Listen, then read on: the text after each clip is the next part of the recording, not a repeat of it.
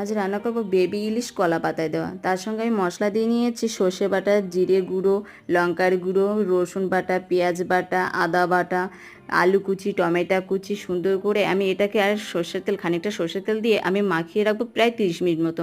আমি কলা পাতা এই যে নিয়ে নিয়েছি, কলা পাতা দেবো যেহেতু আমি সুন্দর করে ধুয়ে পরিষ্কার করে নিয়ে আমি এটা তেল মাখিয়ে দিয়েছি। এই মাছগুলো আমি সুন্দর করে গুছিয়ে সুন্দর করে সাইজ করে দেবো। আর যেহেতু এটা উনুনেই করবো, আমি ফ্রাই প্যানে করছি, এটাকে কলা পাতায় ধুয়ে সুন্দর করে তার নিচে আমি 2টো কলা পাতা দিয়েছি। এই যে আমার সুন্দর করে দেওয়া হয়ে গেছে। আমি 30 মিনিট মতো আস্তে আস্তে জাল দিয়েছি। আমি দেখছি যে এটা উল্টাতে পারবো কিনা। হ্যাঁ, আমার এখন উল্টানোর সময় হয়ে গেছে।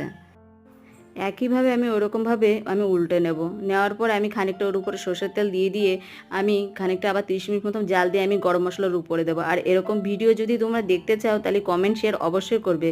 আর গরম ভাতে যদি এরকম যদি হয়, তার মধ্যে আবার কলা পাতায়, দেখতেও যেমন সুন্দর, খেতেও তেমন সুন্দর।